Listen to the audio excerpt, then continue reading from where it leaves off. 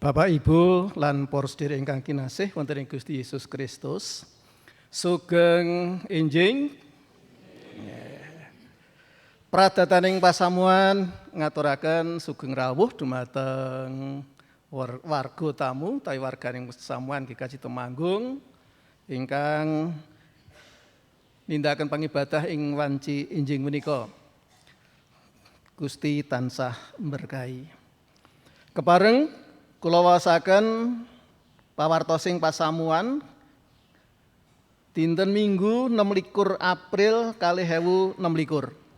Ingkang sepisan pradataning pasamuan GKJ Temanggung sampun ngaturaken serat atestasi pindah dumateng pradataning pasamuan GKJ Nehemia Jakarta kagem sederek Aris Jani Pamungkas ingkang pidalem wonten ing Martisari, Kertosari, Temanggung. Sederek menika mboten wonten pambeng kangge nderek Bucana Suci. Kalih panyuraos kitab suci kelompok Temanggung Amaron badhe kawontenaken dinten Setu 2 Mei 2026 jam 16.30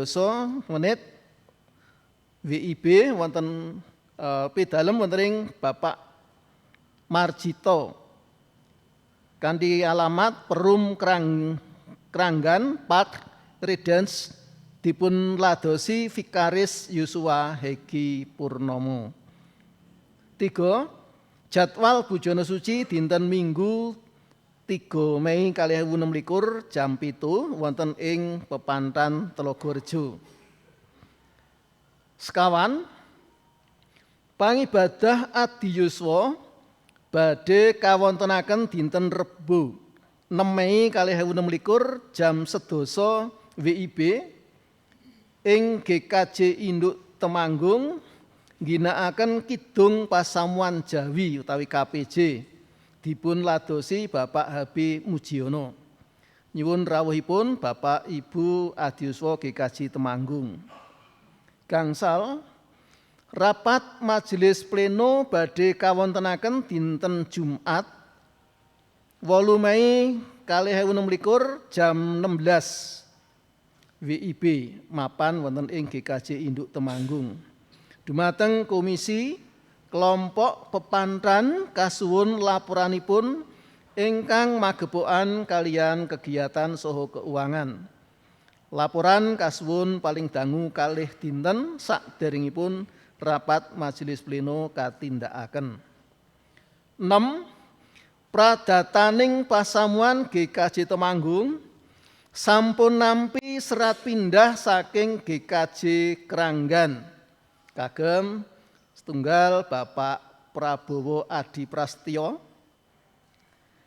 kalih Ibu Suci Wahyuningsih, 3 Mikael Hans Prasetyo, sekawan Alfredo Febriano Prasetyo. Pidalem Perum Villa Danupayan Permai Blok A1 nomor 7 RT sekawan RW kalih Danupayan Bulu Temanggung. Sederek menika mboten wonten pambeng kangge nderek Bucana Suci. Mbok pilih Bapak Prabowo saha Ibu ing dinten menika nindaki pangibadah kasuwun jumeneng.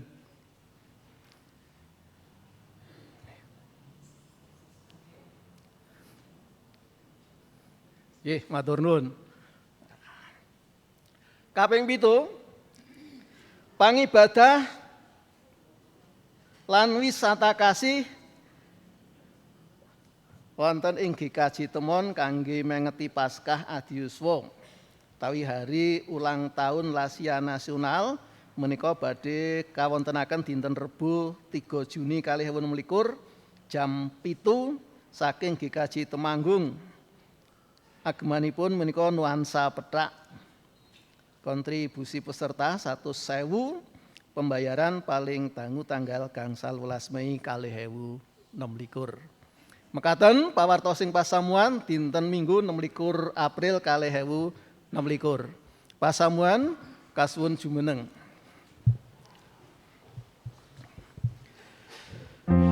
Monggo kita wiwiti pangibadah kita srana memuji Gusti kidung angka 9.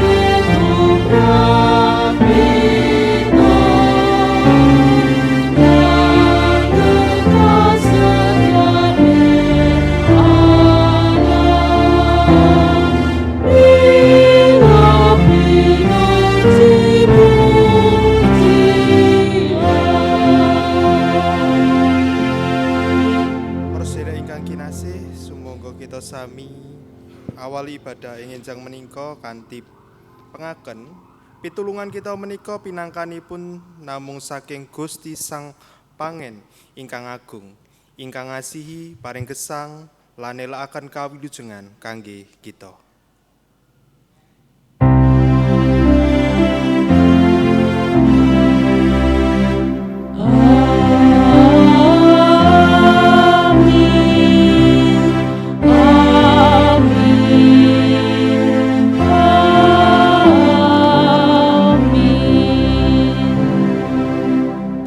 Rahmat lan tentrem rahayu saking Allah Rama kita lan saking Gusti Yesus Kristus nyarengi sederek sedaya. Nunggila ing panjenengan ugi. Pasamuan katuran lenggah.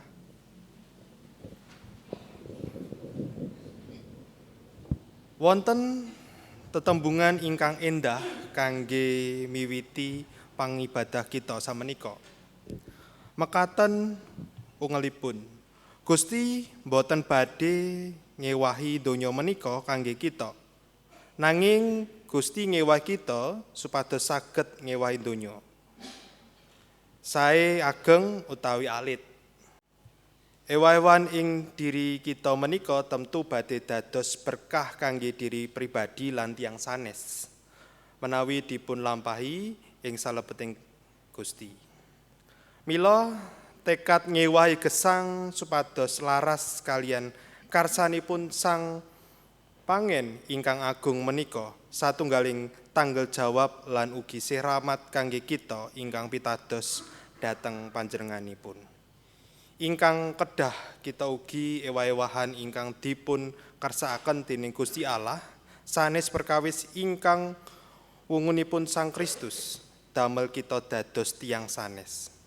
Nanging malah dados pribadi putranipun Gusti ingkang sejati. Mila sumangga kita sami ngrepekaken kidung pasamuan Jawi angka 197 Gusti Yesus Pangen Setya.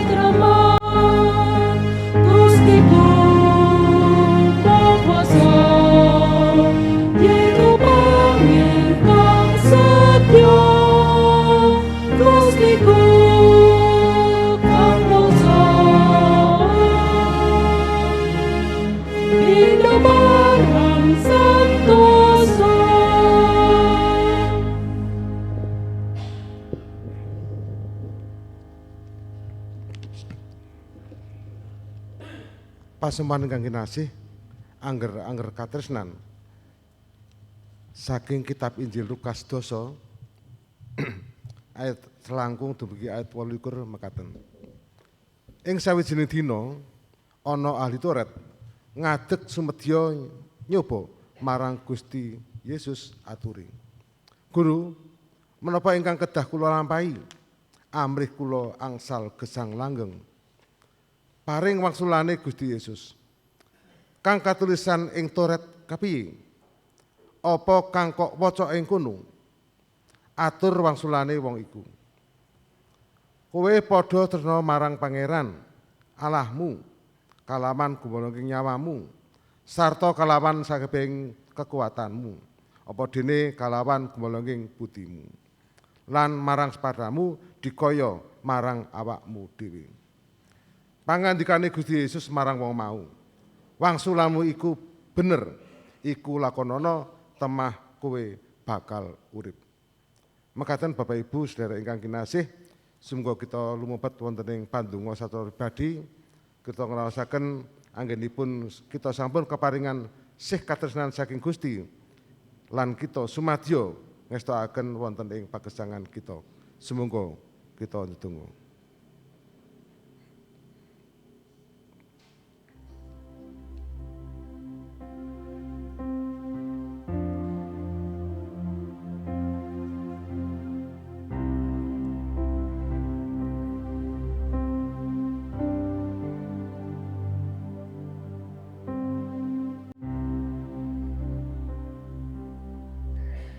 Amin.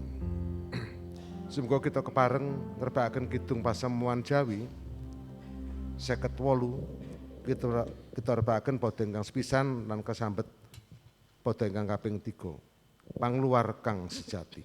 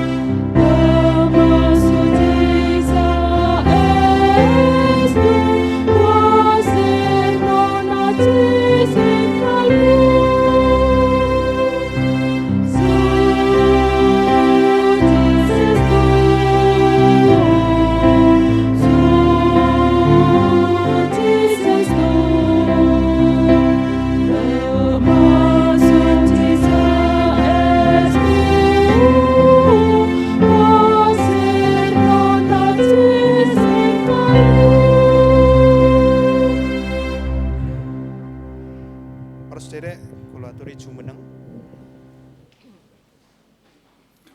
Pawartos rahmat saking Gusti kita waos saking serat Rum 3 ayat 23 dumugi 51 ingkang mekaten suraosipun.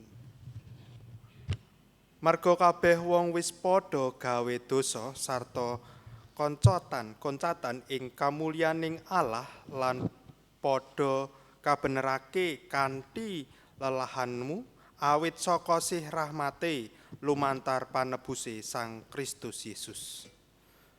Sampun samestinipun kita ngaturaken panuwun dhateng Gusti Allah awit sihipun ingkang ageng sanget dhateng kita. Mekaten pawartosih rahmat saking Gusti. Pasamuan sami atur salam kanthi ngucap Gusti berkahi.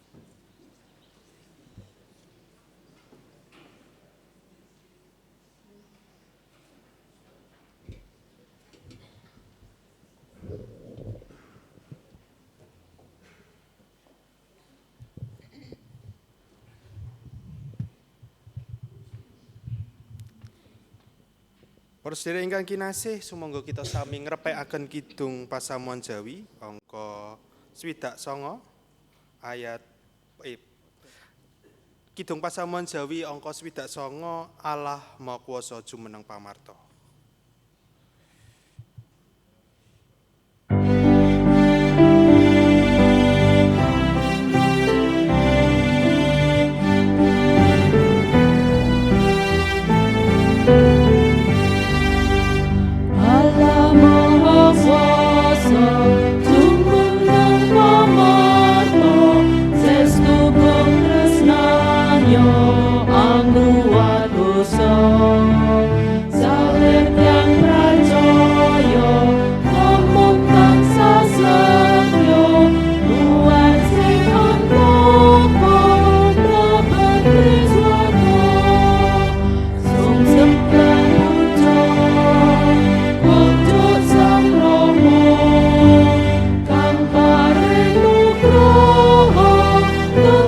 Raja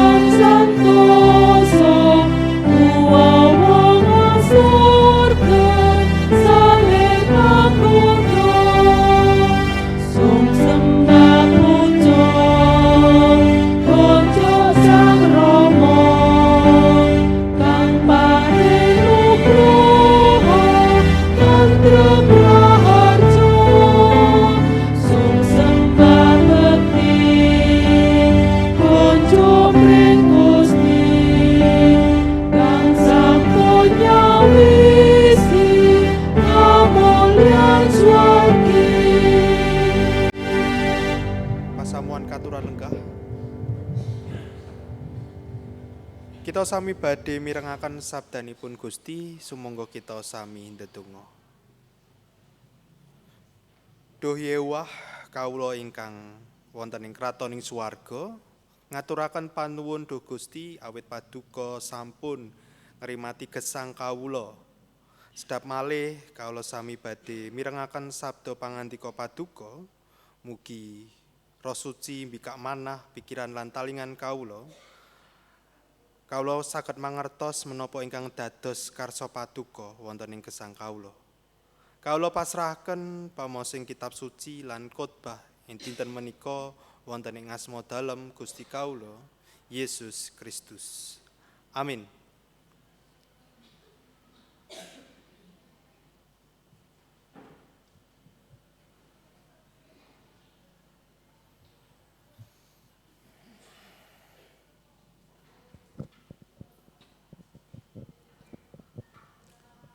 Waosan kapisan kapendhet saking lelakoni para rasul kalih ayat 22 dumugi 27. Kaanane pasamuan wiwitan. Wong-wong mau padha ngantepi ing piwulange para rasul lan anggone tetunggalan sarta padha tansah nglumpuk perlu nyuwil-nyuwil roti lan ndedonga. Wong kabeh padha kadunungan rasa wedi.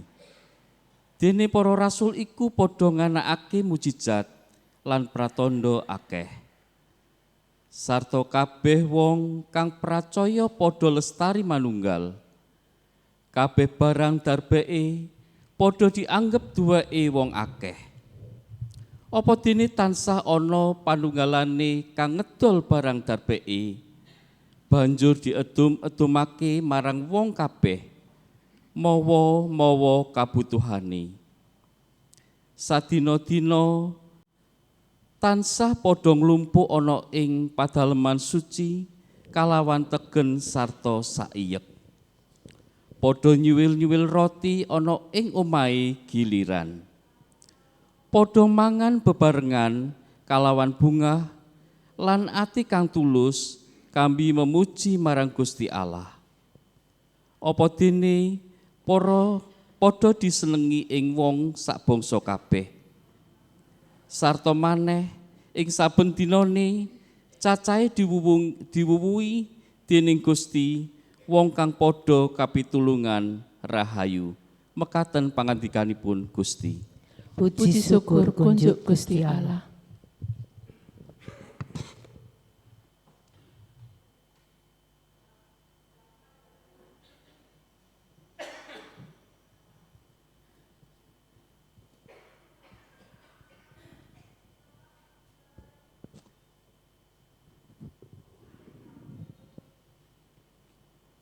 Mazmur tanggapan kapendhet saking kitab Jabur Mazmur 23 ingkang mekaten.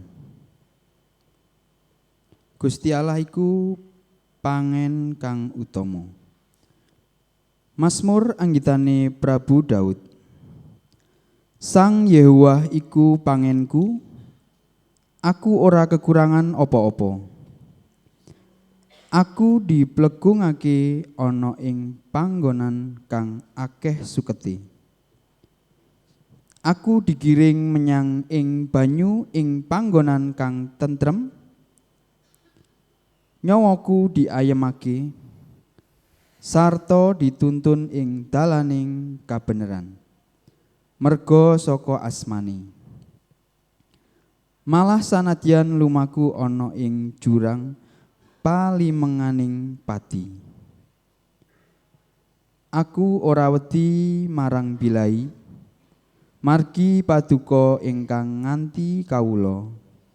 Teken paduka saha lantaran paduka punika sami nglipur kawula. Paduka nata pasenggahan kangge kawula wonten ing ngajengipun satru kawula. Sirah kawula paduka jebati kalian lisah. Tuwung kawula kebak mencep-mencep. Amargi namung kabegjan lan kadarman tok ingkang badhe ngirit lampah kawula. Salaminipun gesang saha kawula badhe manggen wonten ing padalemaning Sang Yehuwah ing salaminipun.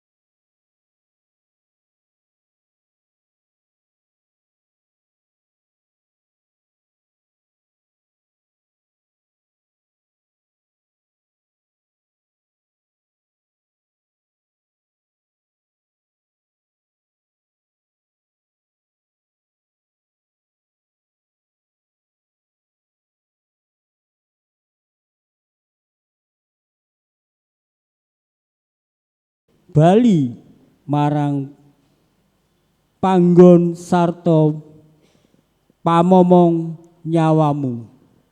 Mekaten sih rahmatipun Gusti Allah. Puji syukur kunjuk Gusti Allah. Para sedherek ingkang kinasih, waosan Injil saking Injil Yohanes. Injil Yohanes sedasa. Injil Yohanes bab sedasa. Ayat setunggal dumugi sedasa.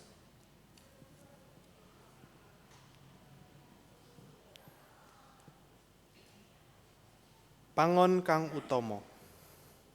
Sa temen-temene pituturku marang kowe. Sapa kang mlebu ing kandang wedhus ora metu ing lawang, nanging meneh ing tembok, iku maling utawa rampok. Balik kang lumebune metu ing lawang, iku pangone wedhus. Iku kang diwengani dening kang tunggu lawang sarta wedhus-wedhuse padha nilingake swarane lan dheweke tumuli ngundangi wedhus-wedhuse manut jenenge dhewe-dhewe sarta banjur digiring metu.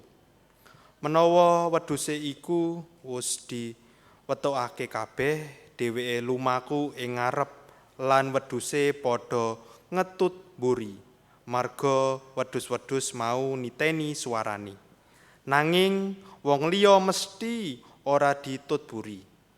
malah ditinggal melayu. Merga wedhus-wedhus iku ora wanuh marang suarane wong-wong liyane. Pasemon iku dipangandikaake dening Gusti Yesus marang wong-wong mau, nanging padha ora ngerti tegese pangandika iku. Gusti Yesus tumuli ngendika meneh, "Satemen-temene pituturku marang kowe. Iya, aku iki lawange wedhus-wedhus iku. Sakehe wong kang tekane sadurunge aku iku maling lan rampok. Lan wedhus-wedhus iku ora padha ngrungokake marang wong-wong iku. Aku iki lawange, sapa kang lumebune metu ing aku, iku bakal kapitulungan rahayu, sarta bakal lumebu lan metu. Apa dene bakal nemu pangonan. Maling iku tekane mung arep nyolong lan nyembelih sarta nyirnakake. Aku iki teka supaya wedhus-wedhus padha duwe urip kanthi kaluberan." Mekaten Injilipun Gusti Yesus Kristus ingkang rahayu inggih menika tiyang ingkang mirengaken pangandikanipun Gusti sarta dipun gatosaken ugi dipun tindakaken kanthi setya ing gesang padintenan. Haleluya.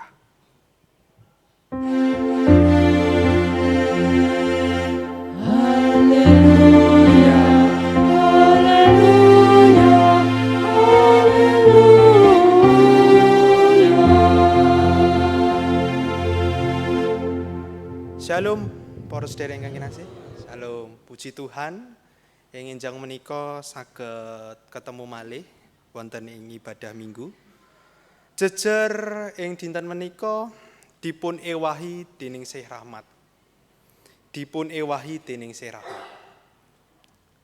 Para sedherek ingkang kinasih, wonten satunggaling istilah. Mas minta tolong ditampilkan.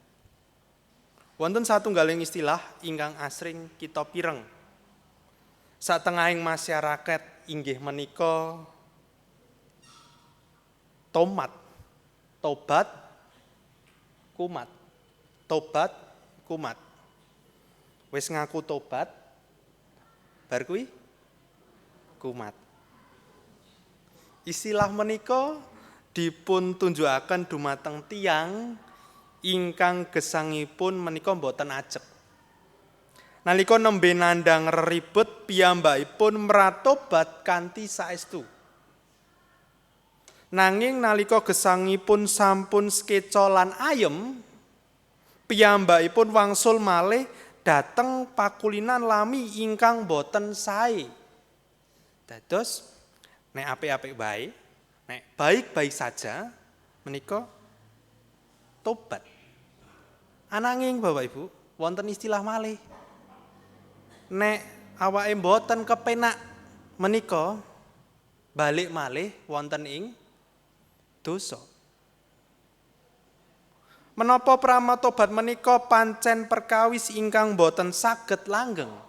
Apakah pertobatan itu tidak bisa lama? Utawi menungso pancen boten saged uwal saking panguwasing dosa.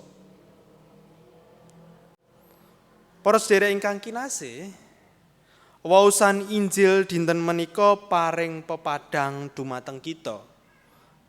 Gusti Yesus nelaken bilih panjenenganipun menika pangen ingkang utami. Minangka pangen Gusti Yesus mboten namung nuntun, nanging ugi njagi lan ngrimati pepantan mendanipun supados saged dumugi ing pasuketan ingkang ijo suketipun. Wonten kalih perkawis ingkang wigati saking pangandikanipun Gusti Yesus dinten menika. Ingkang nomor setunggal, ingkang sepisan para sedherek. Gusti Yesus menika konten utawi lawang. Tuhan Yesus itu adalah pintu. Gusti Yesus menatelaken bilih namung lumantar panjenenganipun kita saged nampeni kawilujengan. Tanpa Sang Kristus gesang kita namung tumuju dhateng karisakan lan pejah. Menika negesaken bilih pamratobat ingkang saestu menika dipun awiti saking karsa kita lumebet wonten ing lawang menika. Lawang kawilujengan. Inggih menika pitados kanthi saestu dumateng Gusti Yesus Kristus. Ingkang kaping kalih inggih menika ewah-ewahan amargi Sih Rahmat. Nalika Gusti Allah ngatak manusa supados ngalemi ewah-ewahan. Gusti mboten nindakaken kanthi paksaan utawi siksaan. Gusti ginakaken Sih Rahmat lan welas asih. Tiyang ingkang sampun nampeni Sih Rahmatipun Gusti menika boten badhe dados tiyang ingkang tobat kumat, boten dados tiyang ingkang tomat. Nanging badhe saestu ngewahi gesangipun. Sawetahipun amargi rumaos dipun tresnani lan dipun rimati dening Sang Pangen menika. Bukti saking ewah-ewahan gesang menika saged kita pirsani saking gesangipun pasamuan wiwitan ingkang kaserat wonten ing lelakone para rasul kalih ingkang wau sampun diwaos. Tiang-tiang pitados wekdal menika boten namung mratobat kanthi tembung nanging kanthi tumindak nyata piyambakipun sami nilaraken sipat kandonyan. Gadahi raos kamanungsan ingkang inggil kanthi nyande bareng darbeke kangge kabetahan sesami lan tansah saiyek memuji Gusti.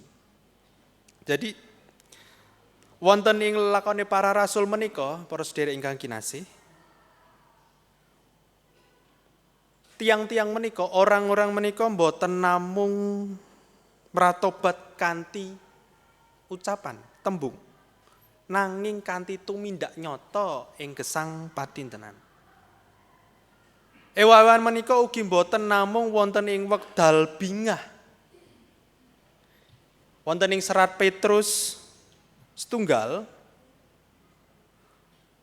ayat kalih kita mangertosi bilih pasamuan ugi ngalami kasangsaran lan dipun sengiti dening tiyang sanes. Nanging amargi sampun rumaos dipun ayomi dening Sang Pangen, piyambakipun tetep setya lan boten nilar Sang Kristus. Kasangsaran menika boten damel piyambakipun semplah, nanging malah nambah manteping kapitadosan bilih janji kawilujenganipun Gusti menika langkung aji tinimbang menapa kemawon.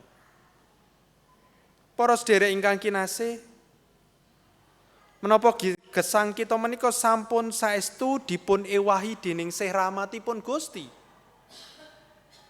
Menapa kita taksih asring kumat wonten ing dosa lami.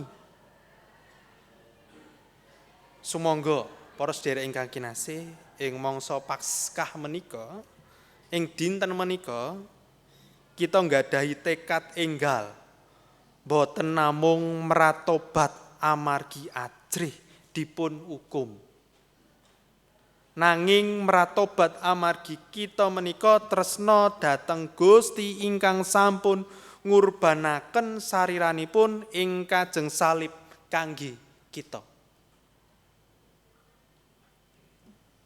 Satunggaling perkawis ingkang saged kita lampahi inggih menika sinau saking irah-irahaning mangsa Paskah taun menika, inggih menika nganyaraken titahipun Gusti. Sumangga kita estokaken bilih ewah-ewahanipun gesang awit nampeni kawilujengan saking Gusti menika ugi saged ndatengaken kasaenan tumraping tetuwuhan lan kewan.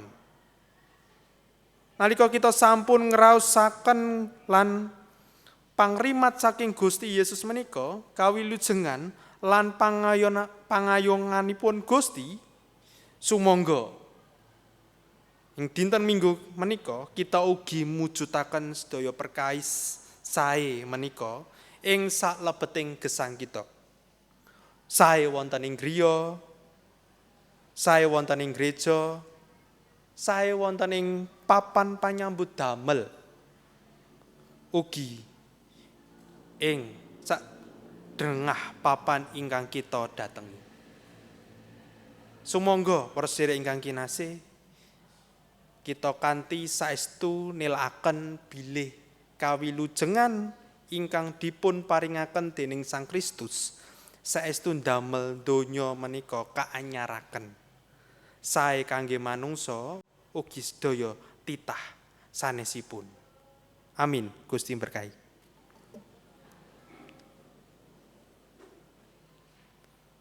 Semoga kita mlebet ing wekdalan ini.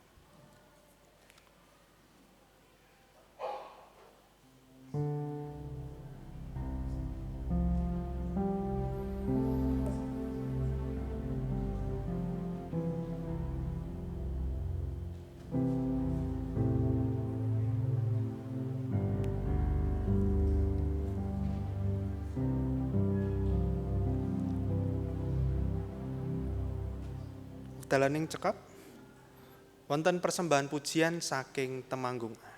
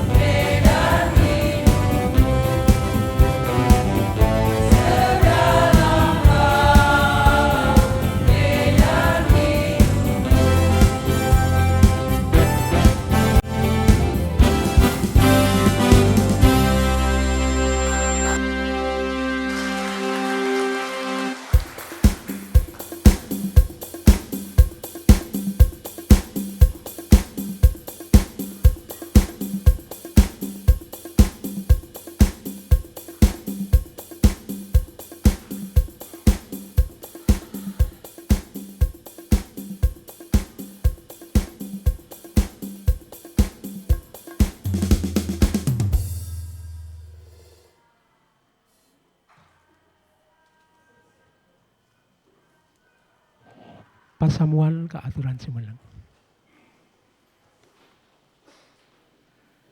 Samangke kita badhe sesarengan nikraraken pengaken pitados rasuli mekaten. Kawula pitados dhateng Allah Sang Rama ingkang Maha Kawasa, ingkang nitahaken langit kalian bumi.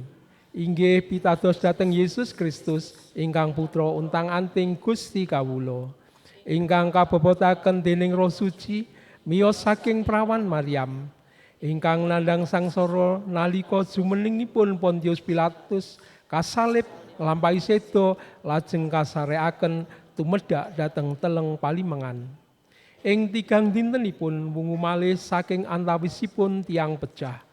Lajeng sumengko dhateng ing swarga pinarak wonten ing satengenipun Allah Sang Rama ingkang Maha Kawasa. Saking ngriku inggih badhe rawuhipun ngadili tiang ingkang gesang kalian ingkang pecah. Kawula pitados dhateng Roh Suci. Kawula pitados wontenipun pasamuan Kristen setunggal ingkang suci sarta radin inggih patunggalanipun para suci. Punapa dene pangapuntening dosa, tanginipun raga sarta gesang langgeng. Kaaturan lenggah.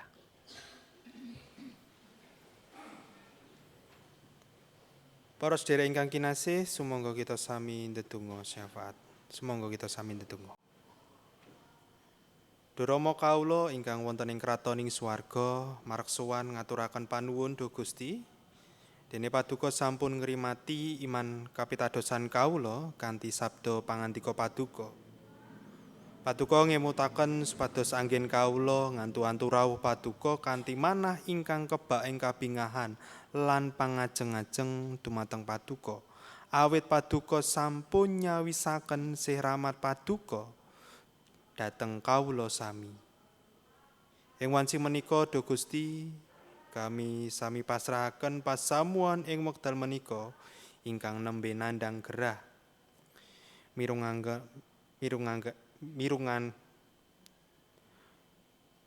Mirungganipun sederek-sederek kawula wonten ing GKJ Temanggung ingkang nembe nandhang gerah.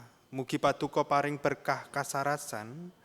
Kanthi menika kawula pasrahaken wonten ing asma dalem Gusti kawula Yesus Kristus. Para sederek-sederek kawula, nenek-nenek kawula, kakek-kakek kawula, simbah-simbah kawula, para adiyuswa mugi paduka tansah njagi lan paring kegiatan supados tansah wonten ing kapitadosanipun dumateng paduka saha sinagetna nindakaken ngadosaken woh ingkang gesangipun satemah dados berkah dados tumrap para putra wayah. Kawula ugi masrahaken para pradataning pasamuan, majelis, badan pembantu, menapa dene panitia, mugi paduka sinagetna nindakaken peladosan kanthi saestu saha ajrih asih dumateng paduka. Lan dadekaken sih pakaryan paduka kebabar ing donya menika.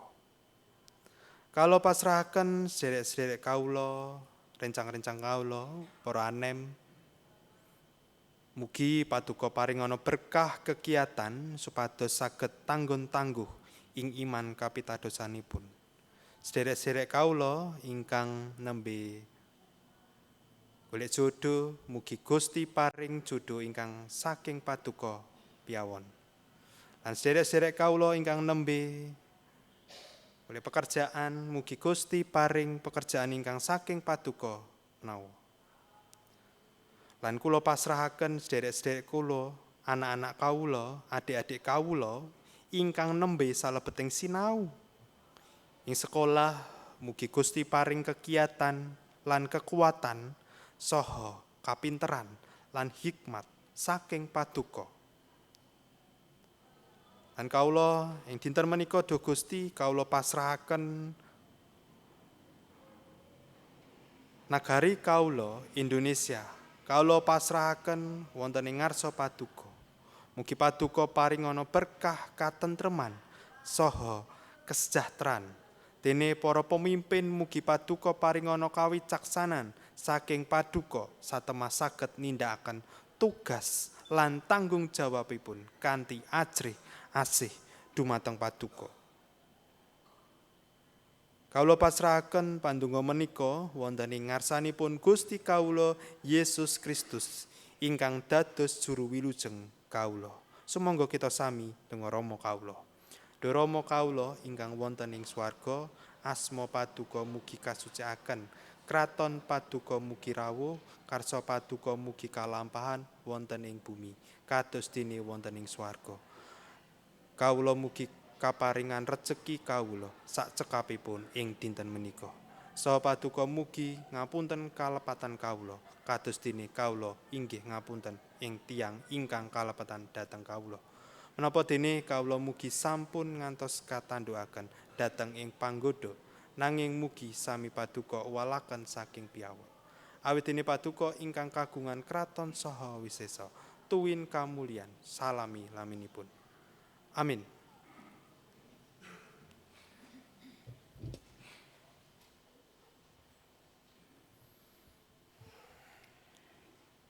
Bapak Ibu para sedherek ingkang kinasih wonten asmanipun Gusti Yesus Kristus.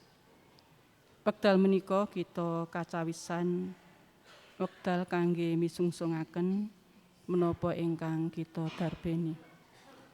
Pangatak-atak pisungsung kapendhet saking 2 Korintus 9 ayat ingkang kaping 7 ingkang mekaten. Saben wong pawewehe dikaya kang dadi rilaning atine. Aja kanthi sedih utawa marga kepeksa, awit Gusti Allah iku ngasihi wong kang pawewehe kanthi sukarela.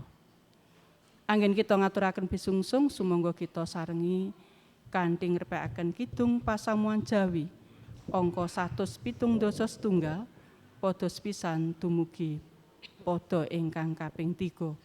Monggo saos pisungsung.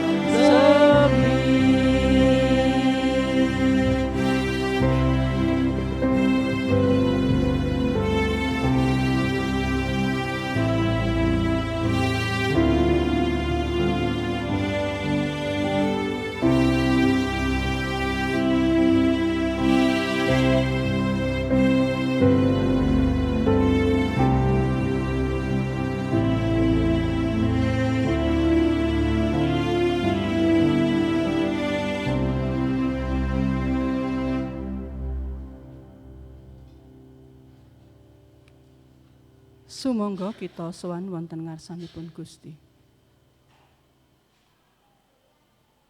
Sowan marek wonten ngarsa paduka Duh Gusti. Wekdal menika kawula ngaturaken matur nuwun sanget. Awit paduka tansah rawuh wonten ing pangibadah kawula wekdal menika. Kawula ugi ngaturaken matur nuwun sanget awit paduka sampun nyekapi sedaya kebetahan kawula wonten ing dinten-dinten ingkang sampun kawula lampahi. Minangka atur panuwun kawula menika, kawula ngaturaken pisungsung wonten ngarsa paduka. Sae pisungsung wulanan, pisungsung mingguan, pisungsung mirunggan.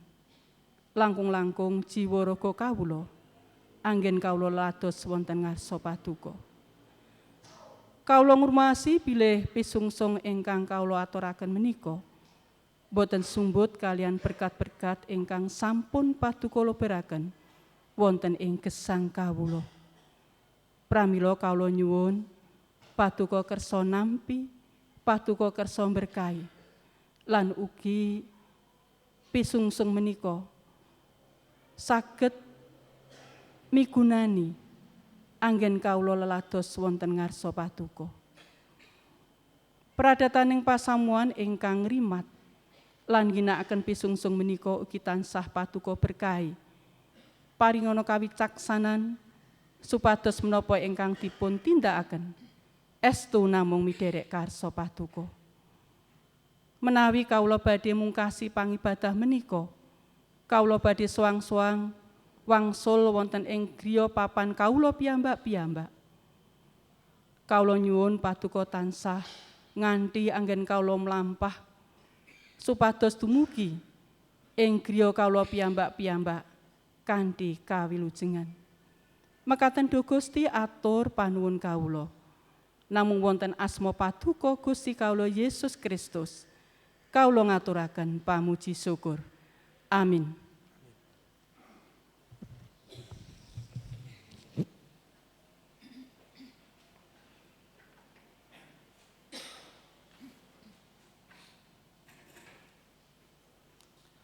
Pasamuan katuran jumeneng, lan sumangga kita sami ngrepekaken kidung pangutusan saking kidung pasamuan Jawi angka 337 Gusti Yesus pangen kula.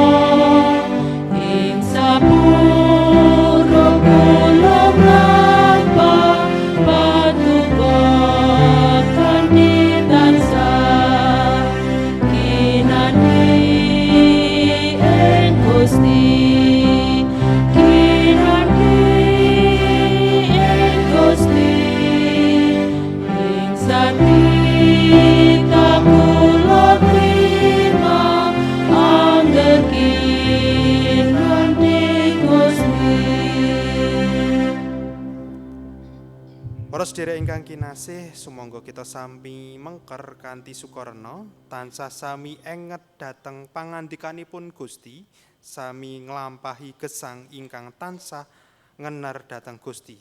Sami tansah kebak panuwun awit siramatipun Gusti. Sumangga kita sami nampi berkahi saking Gusti. Mugi Gusti Allah Sang Rama tansah ngrimati, nyengkuyung lan paring kegiatan kangge kita. Sih ramatipun Sang Kristus ndayani kita atur panuwun lan netepi tekad kangge ngewahi gesang. Sang Roh Suci tansah nyantosaaken berek lan nglipur kita ing salebeting netepi tekad ngewahi gesang. Gusti Allah Tritunggal tansah berkahi kita wiwit samenika ngantos rawipun malih. Amin.